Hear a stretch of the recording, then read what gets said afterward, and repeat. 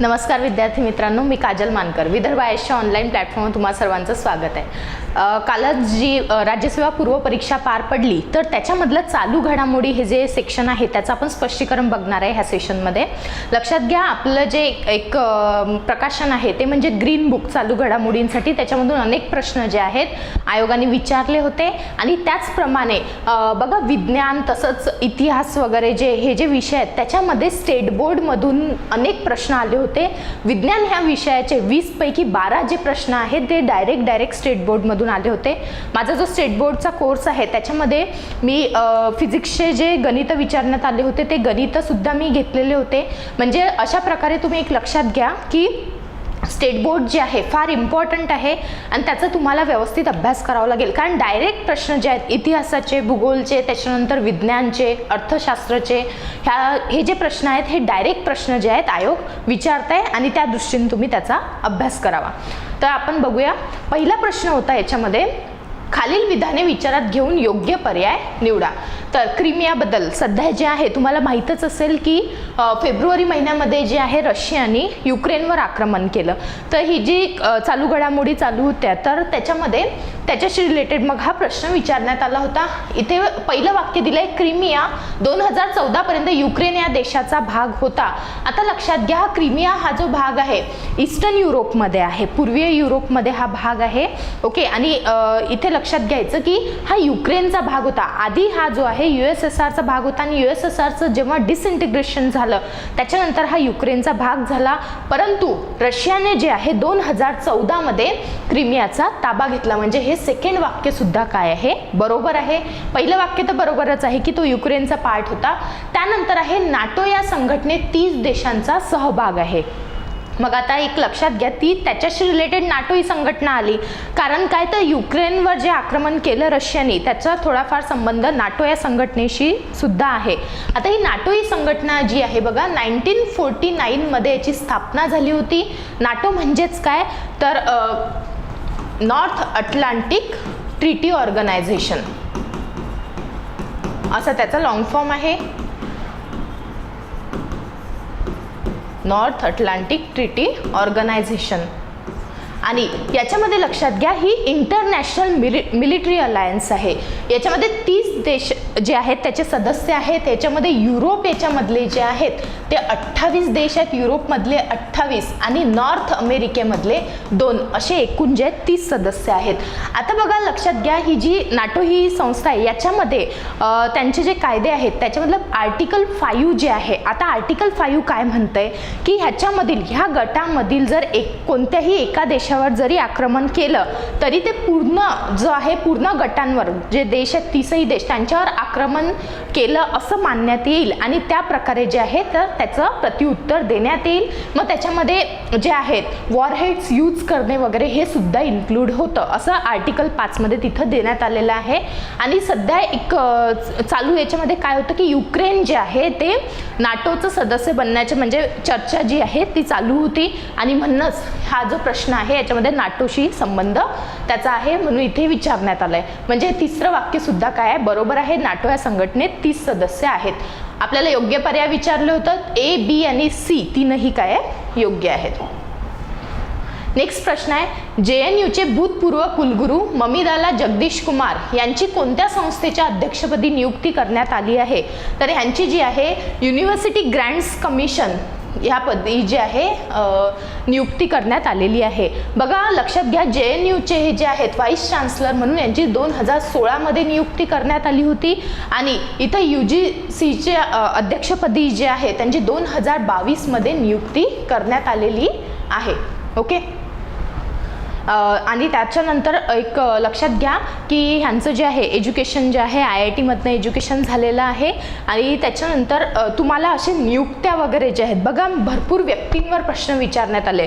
इथं हा नियुक्तीचा प्रश्न आहे की UGCचे अध्यक्ष म्हणून त्यांची निवड झाली आहे. त्याच्यानंतर तुम्हाला इस्रोचं विचारलं जाऊ शकतं, UPSCचे अध्यक्ष विचारले जाऊ शकतात. असे जे प्रश्न आहेत ते व्यवस्थित करून ठेवायचे कारण नियुक्त्यांवर हमखास प्रश्न येतच असतात. नेक्स्ट प्रश्न आहे, टाइम या आंतरराष्ट्रीय ख्यातीच्या मासिकाने Time's person of the year 2021 साठी खालीलपैकी कोणाची निवड केली? तर 2021 आपल्याला विचारलेलं आहे. तर इलॉन मस्क हे जे आहेत तर ह्यांची निवड जी आहे तर टाइम्स मॅगझिननी केली होती. आणि हे जे आहेत स्पेसएक्स आणि टेस्लाचे जे आहेत ह्याचे हे CEO आहेत. ओके, स्पेसएक्स आणि टेस्लाचे. आता हे जे times person of the year आहे कुणाचे, कोणत्या पर्सनची, बघा इथं हे times person of the year त्यांना अवॉर्ड दिला जातो. तर अशा प्रकारे जे व्यक्ती चांगले किंवा वाईट रित्या जे आहे पूर्ण जगाच्या इव्हेंट्सवर स्वतःचा प्रभाव पाडत असतील, मग ते चांगल्या रीतीने असू द्या किंवा वाईट रीतीने असू द्या, तर त्यांचं जे आहे निवड केली जाते times person of the year म्हणून. इथे जे आहे 2021 मध्ये ह्यांनी जे आहे ॲमेझॉनचे जेफ बेझोस जे आहेत तर त्यांना पार करून हे पहिले श्रीमंत, जगातील सर्वात श्रीमंत म्हणून इलॉन मस्क हे ठरले होते त्यावेळी. आणि इथे लक्षात घ्यायचं की तुम्हाला दरवर्षी जे आहेत 100 व्यक्ती वगैरे सुद्धा निवडले जातात, प्रभावी 100 व्यक्ती जगातले. तर त्याच्यामधले भारतातलं कुणी असेल किंवा फर्स्ट नंबरला कोण आहे वगैरे ते सुद्धा तुम्हाला लक्षात ठेवावं लागेल. नेक्स्ट प्रश्न आहे, जानेवारी 2022 मध्ये आर नागास्वामी यांचे निधन झाले, ते कोणत्या क्षेत्राशी संबंधित होते? तर ते होते आर्किओलॉजीशी संबंधित, म्हणजे पुरातत्वशास्त्राशी ते संबंधित होते. हे जे आहेत इतिहासकार सुद्धा होते आणि आर्किओलॉजिस्ट सुद्धा होते. आणि यांचं लक्षात घ्यायचं की ह्यांना 2018 मध्ये जे आहे भारत सरकारने पद्मभूषण पुरस्कार दिला होता. पद्मभूषण पुरस्कार त्यांना देण्यात आला होता 2018 मध्ये. ह्यांचा जन्म जे आहे 2030 मध्ये मद्रास प्रेसिडेन्सीमध्ये झाला होता आणि 2022 मध्ये त्यांची चेन्नई येथे डेथ झाली. आणि त्यांचे जे आहे अनेक कार्य आहेत. त्याच्यानंतर टेम्पलवरचा आर्किटेक्चर वगैरे ह्या क्षेत्रामध्ये सुद्धा त्यांचं फार महत्त्वाचं कार्य आहे.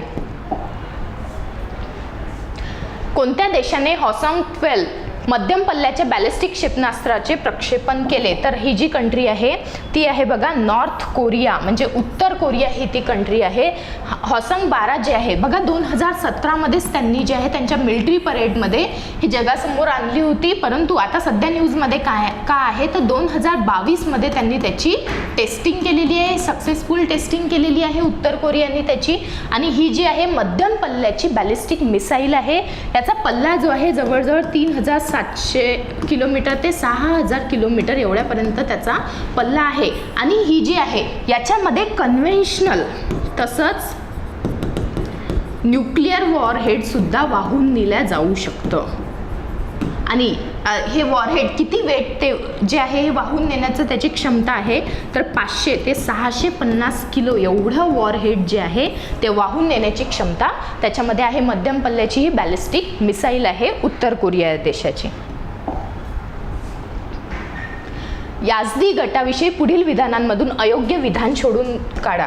बघा आपल्याला निवडायचं आहे अयोग्य विधान. इथे एक गोष्ट लक्षात घ्यायची की आयोगाने यावेळी असं नाही एकदम रिसेंटच तुम्हाला विचारलेलं आहे. बघा ही जी गोष्ट आहे ही 2014 मधलं गोष्ट आहे आणि त्याच्याशी रिलेटेड सुद्धा तुम्हाला विचारण्यात आलं आहे. म्हणजे करंट अफेअरचा अभ्यास करताना एक तुम्हाला लक्षात घ्यावं लागेल की नुसतं फक्त तुम्हाला एक वर्षच नाही तर बाकीचेही काही रिसेंटमध्ये आधीच्या जसं आता क्रिमियाचं विचारलं होतं बघा की 2022शी त्याचं रिलेशन होतं काही ना काही, कारण युक्रेनचं जे आहे रशियाने हल्ला केला युक्रेनवर.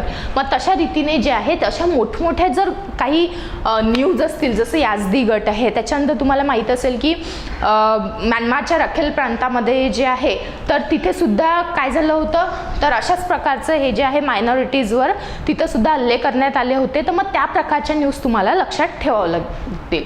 आता याझदी गट जो आहे बघा इराकमधील सर्वात जुन्या अल्पसंख्याक समुदायांपैकी हा आहेत. हे काय आहे बरोबर आहे. सिंझीर पर्वताभोवती उत्तर इराकमध्ये यांचे वास्तव्य मोठ्या प्रमाणावर आहे. हे सुद्धा बरोबर आहे. या प्राचीन धर्माची स्थापना जी आहे 11व्या शतकात उमायाद शेख यांनी केल्याचे म्हटले जाते. बघा आता तुम्ही याच्याबद्दल नाही का प्रश्नाबद्दल थोडासा संभ्रम आहे. तुम्ही काही सोर्सेस जर पाहिले तर त्याच्यामध्ये तुम्हाला हे नाव आढळून येईल की 11व्या शतकामध्ये उमायाद शेख यांनी याची स्थापना केली. पण काही सोर्सेस जे आहेत तर त्यांचं म्हणणं काय आहे बघा की 12व्या शतकामध्ये म्हणजे 12व्या सेंचुरीमध्ये जे आहे तर शेख आदी यांनी जे आहे याची स्थापना केली. त्याच्यामुळे आपण असं म्हणू शकतो की हे जे आहे हे चुकीचं आपण घेऊ शकतो, परंतु एक लक्षात घ्या काही सोर्सेसनुसार हे सुद्धा तिथं दिलेलं आहे, म्हणजे थोडासा या प्रश्नाबद्दल संभ्रम निर्माण होतो. ओके, परंतु याला सध्या जे आहे आपण एक चुकीचं घेऊ, कारण आता याच्यामध्ये पुढचं वाक्य दिलंय बघा, या धर्माने ख्रिश्चन धर्मापासून काही तत्वे स्वीकारली आहेत, त्यामुळे इस्लामी दहशतवादी गटांकडून याझदींवर हल्ले होत आहेत. इसिस जे आहेत त्या गटाकडून याच्यावर मोठ्या प्रमाणात हल्ले केले जात आहेत. त्याच्यामध्ये अनेक जे आहेत याझदी विस्थापित सुद्धा होत आहेत, त्यांची जे आहे हत्या सुद्धा केली जाते. मग त्याच्यामध्ये स्त्रियांवर पण अत्याचार होत आहेत, बालकं तसेच जे आहेत इथं मोठ्या प्रमाणात हत्येचं सत्र चालू आहे. आणि याच्यामध्ये लक्षात घ्या की ख्रिश्चन धर्मापासूनच तसं पारशी धर्म वगैरे ह्याच्यामधून पण त्यांनी जे आहेत वेगवेगळे तत्व घेतलेले आहेत, त्याच्यामुळे हे बरोबर आहे. आता बघा इथे आपल्याला एक लक्षात येतं की हा इराक जो भाग आहे आणि याच्यामध्ये माउंट सिंजर जो आहे बघा, इथे हा भाग आहे माउंट सिंजर. ओके, उत्तर इराकमध्ये. तर इथं त्यांचं वास्तव्य जे आहे सध्या इथे आहे. आणि याच्यामध्ये दाखवलंय बघा, इथं कुणाचा रेड कलरमध्ये दाखवलंय इसिसचा कंट्रोल आहे तिथं. ओके, त्याच्यानंतर ग्रीन जो पार्ट आहे तो कुर्दिश कंट्रोल आहे, तिथं कुर्दिश लोकांचा कंट्रोल आहे. आणि इथे इसिसने मोठ्या प्रमाणात त्यांच्यावर जे आहे ते यांचं हत्येचं सत्र चालू ठेवलेलं आहे.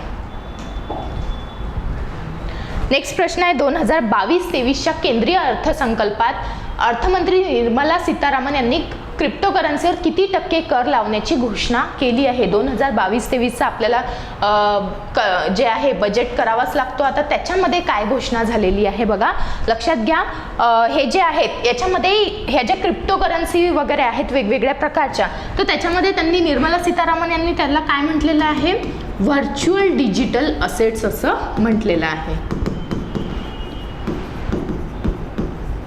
असं त्याला म्हणण्यात आलेलं आहे. मग त्याच्यामध्ये क्रिप्टोकरन्सी जसं बिटकॉइन वगैरे जे आहेत आणि बिटकॉइन सोडून इतर पण क्रिप्टोकरन्सी ज्या येतील त्या सगळ्यांना मिळून जे आहे व्हर्च्युअल डिजिटल असेट्स असं म्हणण्यात आलेलं आहे. आता यांनी काय म्हटलेलं आहे बघा अर्थसंकल्पामध्ये की या व्हर्च्युअल डिजिटल असेट्स ज्या आहेत त्याच्या ट्रान्सफरमधून जो आहे मिळालेला प्रॉफिट जो असेल, नफा जो असेल, मग तो कोणत्याही रीतीने, ओके, तो नफा जो असेल, मिळालेला नफा जो आहे त्याच्यावर 30% एवढा काय लावला जाणार आहे, कर टॅक्स लावला जाणार आहे. म्हणजे आपल्याला बघा विचारण्यात आलंय किती कर लावला जाणार आहे, तर 30% जो आहे त्याच्या नफ्यावर कर म्हणजे प्रॉफिट्सवर 30% कर लावला जाणार आहे. ओके, असं त्यांनी बजेटमध्ये डिक्लेअर केलं. कोणत्या रेसिंग ड्रायव्हरने मार्च 2022 झालेली सौदी अरेबिया ग्रँड प्रिक्स स्पर्धा जिंकली. हे जे रेसिंग ड्रायव्हर आहेत तर हे आहेत मॅक्स वर्स्टॅपन, म्हणजे दुसरा ऑप्शन जो आहे तो करेक्ट आहे. तर ह्यांनी ही स्पर्धा जिंकलेली आहे 2022ची.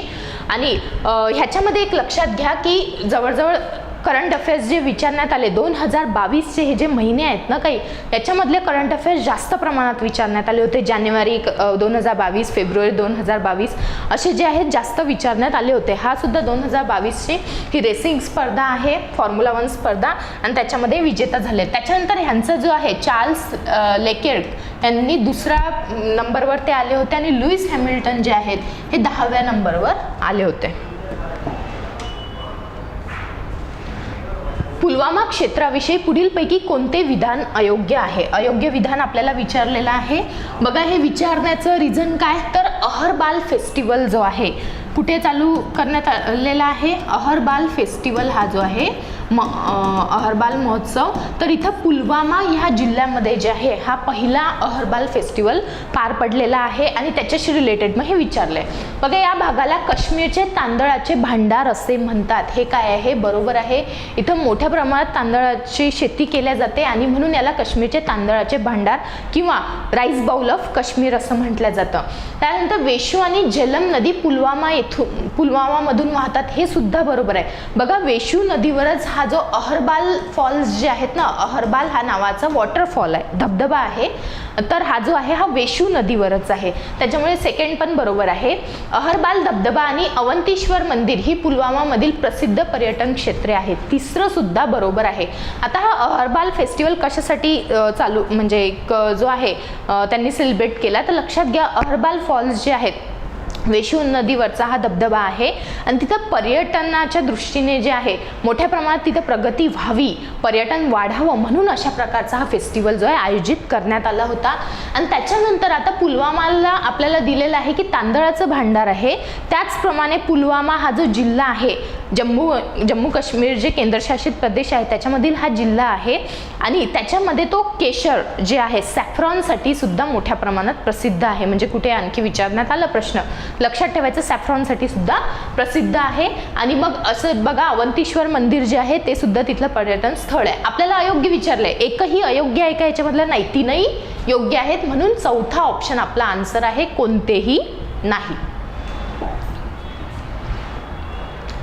योग्य पर्याय निवडा. त्रिनिदाद आणि टोबॅगोच्या डिओन लेंडोर यांचे जानेवारी 2022 मध्ये कार दुर्घटनेत निधन झाले. बरोबर आहेत, हे त्रिनिदादचे खेळाडू होते. त्यांनी लंडन ऑलिम्पिक 2012 मध्ये डिओन लेंडोर यांनी कांस्य पदक जिंकले होते, म्हणजे ब्रॉन्झ मेडल त्यांनी जिंकले होते. बरोबर आहे. कशामध्ये जिंकले होते?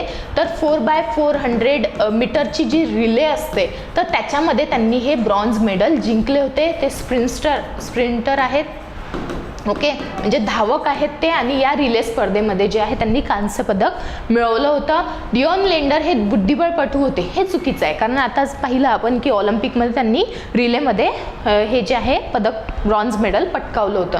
आपल्याला योग्य पर्याय विचारलेले आहेत. अ आणि ब काय आहेत? योग्य आहेत, म्हणजे हा सेकंड पर्याय जो आहे तो आपला असेल. कोणत्या राज्याने बॉलिवूड अभिनेता संजय दत्तला आपल्या सुवर्ण जयंती समारंभासाठी ब्रँड अँबॅसिडर म्हणून करारबद्ध केले आहे? तर हे जे राज्य आहे ते आहे अरुणाचल प्रदेश. सुवर्ण जयंती बघा,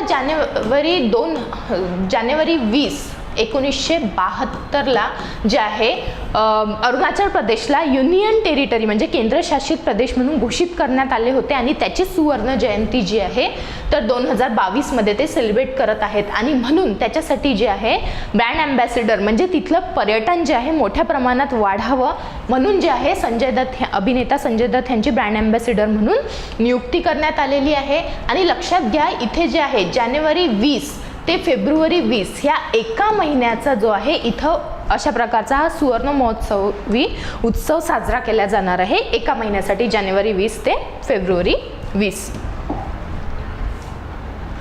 पुढीलपैकी संयुक्त राष्ट्रसंघाच्या कोणत्या विशेषीकृत संघटनेने तिच्या स्थापनेची 100 वर्षे पूर्ण केली आहेत?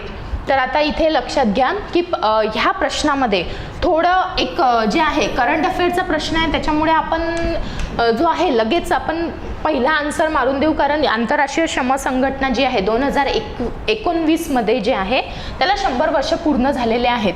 आता आंतरराष्ट्रीय श्रम संघटना जी आहे याची संयुक्त राष्ट्रसंघाची विशेषीकृत संस्था आहे आणि त्याची स्थापना झाली होती 1919 मध्ये, म्हणजेच 2019 मध्ये त्याला किती 100 वर्ष कंप्लीट झालेली आहेत. म्हणजे आपलं हे आन्सर आहे. आता लक्षात घ्या अन्न आणि शेती संघटना जी आहे कधी स्थापन करण्यात आली होती? 1945 मध्ये स्थापन करण्यात आली होती. म्हणजे इथं जे आहे त्याला 100 वर्ष व्हायचे बाकी आहेत. जागतिक आरोग्य संघटना जी आहे कधी स्थापन झाली होती? 7 एप्रिल 1948 ला याची स्थापना झाली होती. आंतरराष्ट्रीय टपाल संघटना म्हणजेच युनिव्हर्सल पोस्टल युनियन जी आहे याची स्थापना झाली होती 1874 मध्ये. ही सुद्धा युनायटेड नेशन्सची विशेषीकृत संस्था आहे. आता लक्षात घ्या आपल्याला बघा प्रश्न एक प्रॉपर जर वाचला तर आपल्याला लक्षात येतं की पुढीलपैकी संयुक्त राष्ट्रसंघाच्या कोणत्या विशेषीकृत संघटनेने तिच्या स्थापनेची 100 वर्ष पूर्ण केली आहेत?